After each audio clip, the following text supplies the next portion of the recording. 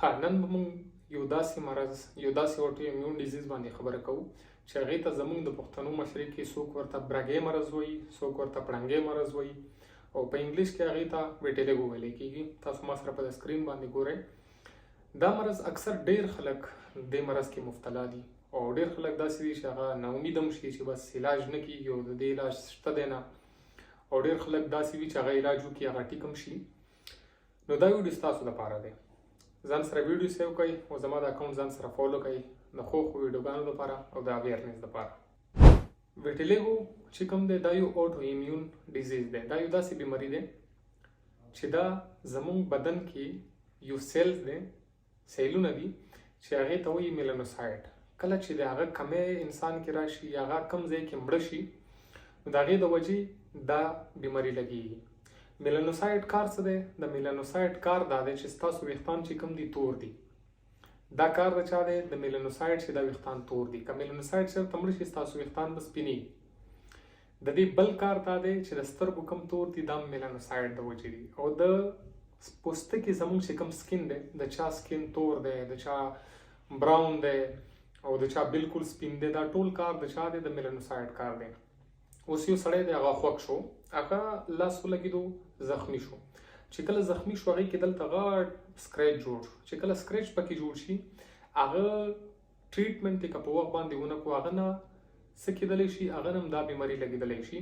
دا چې کوم ستاسو میلانوسایټ دي دا دې ځای کې څه شی شي؟ ډسټرب شي او دې نه هم دا خورېدلی شي او جوړېدلی شي. د دې دوه قسمونه دي په ویټیلیګو یا برګي مرض، دوه قسمونه دي.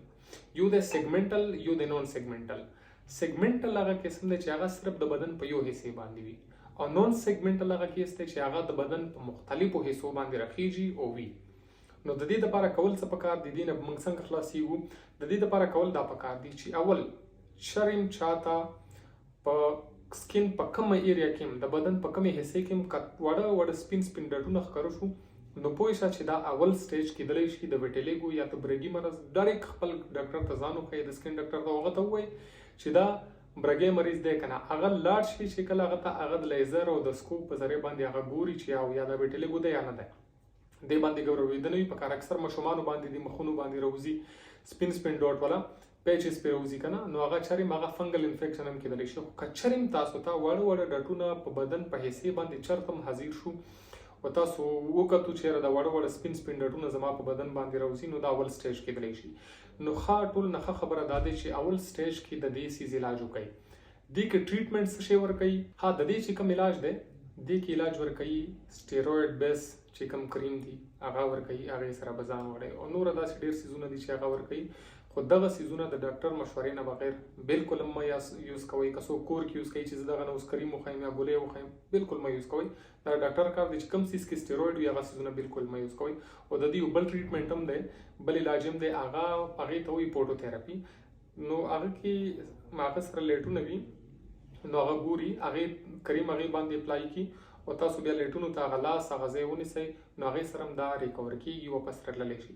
نو د دې علاج څه حده پورې ممکن دی. خو که کله هم تاسو ته پته ولګېده چې زموږ بدن کې دا څیز روان دی نو فوراً خپل ډاکټر سره ملاویږئ او هغه سره ملاقات کوئ او ډایرکټ یې تپوس کوئ چې دا خو ویټیلیګو، برګې مرض او یا د پړنګې مرض څوک ورته وایي دا خو نه وي.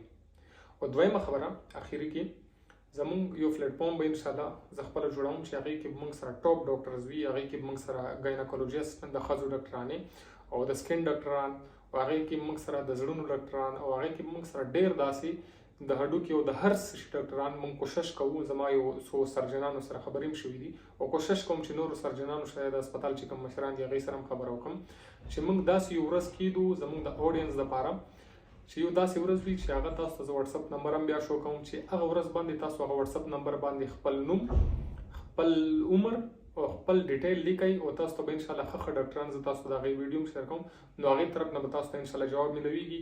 پاکستان کې داسې ډېر پلیټفارم شته دي چې هغه یو کال یا د یو میسیج تقریبا 2500 روپۍ هغه علي تاسو نه زموږ چې کوم پلیټفارم دی د ښو ډاکټرانو سپرویژن کې به تاسو ته بالکل انلاین کنسلټیشن فری میلویږي. مهرباني.